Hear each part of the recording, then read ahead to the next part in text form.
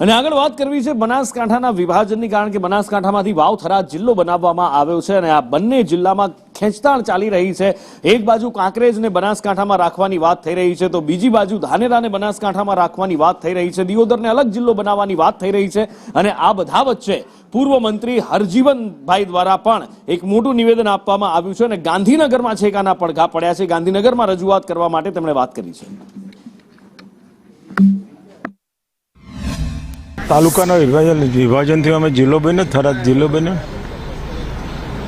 એમાં અમુક લોકો શું છે કે ભાઈ થરાદ પાલનપુરમાં રહેવું જોઈએ, ધાનેરાની જનતા ઈચ્છે કે પાલનપુરમાં રહે। અમુક લોકો થરાદમાં રાખવા પણ સંમત છે।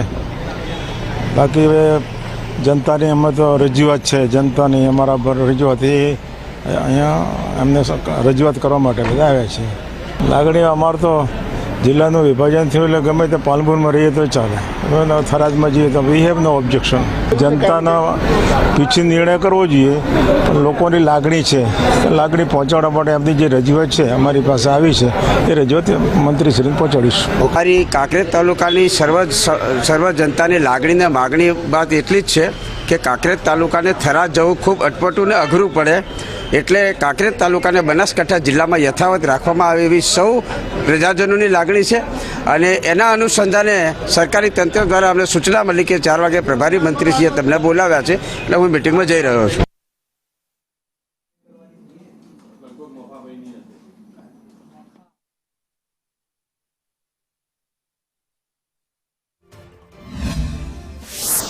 બેઠક બે બાજુ રજૂઆત થઈ છે, નેગેટિવ પોઝિટિવ।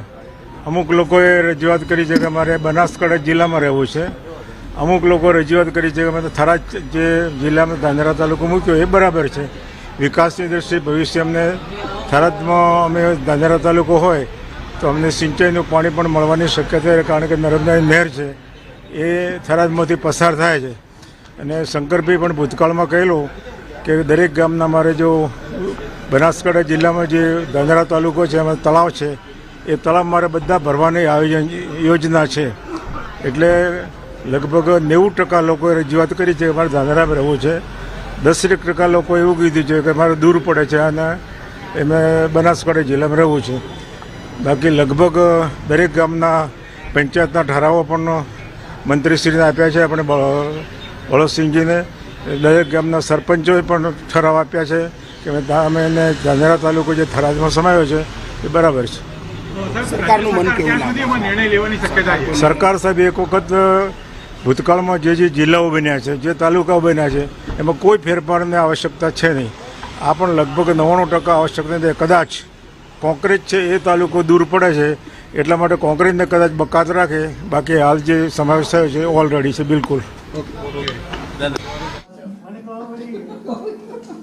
બધા આગેવાનો માવજીભાઈ સાથે, નથાભાઈ માજી ધારાસભ્યશ્રી સાથે અને બીજા આગેવાનો સાથે જે થરાદ જિલ્લો બન્યો છે એને માટે અભિનંદન આપ્યા મુખ્યમંત્રીશ્રીને।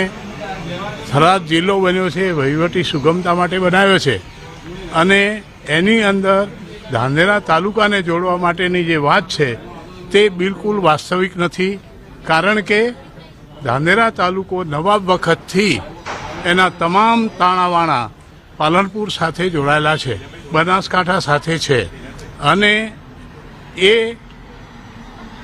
ધાનેરા તાલુકાને ડિસ્ટર્બ ન કરે એ રિક્વેસ્ટ કરવા માટે આવ્યા હતા। માન્ય મંત્રી, પ્રભારી મંત્રી શ્રી બળવંતસિંહજીને મળ્યા છીએ, અને માન્ય મુખ્યમંત્રીને પણ અમે મળીને વાત કરી છે, અને અમને પૂરો સંતોષ થયો છે। એમના તરફથી જે અમને કહેવામાં આવ્યું છે કે લોક લાગણીને અવગણીને અમે કંઈ જ નહીં કરીએ, એ રીતે અમારે વાત થઈ છે। હવે ભાઈ શ્રી માવજીભાઈ કહેશે છે, બોલો બોલો। આજે મારા મત વિસ્તાર ધાનેરામાંથી જે જિલ્લાનું વિભાજન બનાસકાંઠાનું થયું છે એ બાબતે અમે મારી સાથે માજી એમએલએ મફતભાઈ પુરોહિત, માજી એમએલએ નથાભાઈ, પૂર્વ નગરપાલિકાના પ્રમુખ અને સૌ ધાનેરાના નગરજનોને આગેવાનો બધા લઈ અને અમારા પ્રભારી મંત્રી શ્રી બળવંતસિંહજી પાસે આજે રજૂઆત માટે આવ્યા હતા। અને એનું વિગતવાર પ્લાનિંગ સાથે બળવંતસિંહજી માન્ય મંત્રીશ્રીને કે ધાનેરાને બનાસકાંઠાની અંદર રાખો અને એ માટે કેટલું અંતર અને શું શું અમને અગવડતા પડે છે થરાદમાં લઈ જવાથી એ વિગતવાર માહિતી આખી માન્ય મંત્રીશ્રીને આપી છે અને મુખ્યમંત્રીશ્રીને પણ એ બાબતે અમે રજૂઆત કરી છે કે દેશ આઝાદ થયા પછીથી બનાસકાંઠા સાથે જોડાયેલો ધાનેરા તાલુકો છે અને એના સામાજિક તાણાવાળા શિક્ષણની સંસ્થાઓ અને સામાજિક રીતે પણ બધી જ રીતે અનુકૂળ આવે એ પ્રકારનું પાલનપુર સાથે જ્યારે બનાસકાંઠા સાથે જોડાયેલો હોય ત્યારે અમને વાવ થરાદ તાલુકામાં જોડાવાથી પબ્લિકને ખૂબ હેરાનગતિ થાય, પબ્લિકને તકલીફ પડે એ બાબતેથી તમામ માહિતીથી વાકેફ કર્યા છે અને મુખ્યમંત્રીશ્રીએ અને માન્ય મંત્રીશ્રીએ પણ ખાતરી પણ અમને આપી છે કે લોકોની જે માગણી છે એ લોકોની માગણીને અવગણીને કંઈ પણ નિર્ણય નહીં થાય એથી સંતોષકારક અમને માન્ય મુખ્યમંત્રીશ્રીએ જવાબ પણ આપ્યો. એટલે માવજીભાઈ આ પૂછ્યું જ નહોતું એનો મતલબ એવો થયો, કારણ કે કોકરેજવાળા પણ એવું કહે છે કે અમને ખબર નથી, તમે કહો છો કે આ નિર્ણય અમારા માટે યોગ્ય નથી, તો સરકારે જાતે મનસ્વી રીતે નિર્ણય કર્યો છે. સરકાર આ બધા જિલ્લાઓનું વિભાજનનું કામ કરતી હોય છે. એ સરકારે એમની રીતે જે એનું અવલોકન કરવું છે અવલોકન કરીને કર્યું છે, પરંતુ અમારા વિસ્તારની જે લોકોની માગણી છે જ્યારે જાહેર થયો ત્યારે આપણને ખબર પડી કે ધાનેરા તાલુકાને નવા વાવ થરાદ જિલ્લાની અંદર સમાવેશ કર્યો છે. ત્યારે સમગ્ર વિસ્તારના લોકોની માગણી હતી ને એમના સતત વારંવાર ફોન સંપર્ક આ બધું કરી અને બધા આગેવાનોએ સાથે મળીને નિર્ણય કર્યો છે કે ધાનેરાને અનુકૂળતા બનાસકાંઠા જિલ્લો રહે છે. એટલા માટે કરી અને આજે આ માગણી માટે અમે સૌ આગેવાનો સાથે આવ્યા છીએ. Thank you.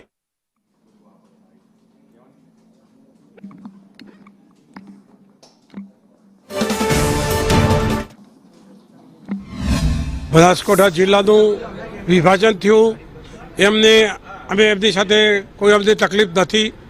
વિભાજનની જરૂર હતી અને બનાસકાંઠા જિલ્લાનું વિભાજન થયું, પણ અમારે ધાંધ્રા તાલુકાનો પ્રશ્ન છે કે ધાંધ્રા તાલુકાને જે થરાદ સાથે મૂકવામાં આવ્યું છે એમાં અમારી પ્રજા 80થી 90% પ્રજા કોઈ સંમત નથી. તો અમારી વાતને ધ્યાનમાં લઈને અગાઉ બંને ધારાસભ્યશ્રીઓએ આપને બહુ વાકેફ કર્યા છે, એમાં હું પણ મારો સૂર પૂરવું છું અને તાત્કાલિક ધોરણે અમને જે કંઈ ધાંધ્રા તાલુકાનો છે બનાસકાંઠા જિલ્લા સાથે શૈક્ષણિક સંસ્થાઓ ગણો અને કે બીજે વેપાર ધંધાની રીતે કરો, વાહન વ્યવહારની રીતે કરો, બધી રીતે પાલપુર સાથે સંકળાયેલું છે. અહીંથી અમદાવાદ જવું હોય તો પણ આ જ રસ્તો છે, વેપાર અર્થે પણ આ જ રસ્તો છે. તો તાત્કાલિક ધોરણે અમને એ વિસ્તારમાં જો જવું પડે, થરાદમાં જવાનું થાય તો ફક્ત સરકારી કામ પૂરતું જ જવાનું થાય અને વળતા અમને બસ કે સાધન મળશે કે કેમ એ પણ શંકા છે. તો સરકારને મારી વિનંતી છે કે ધાંધ્રા તાલુકાની પ્રજાની માગણીને ધ્યાનમાં લઈ અને અમને ફરીથી બનાસકાંઠામાં રાખે એવી અમારી સરકાર સાથે વિનંતી છે.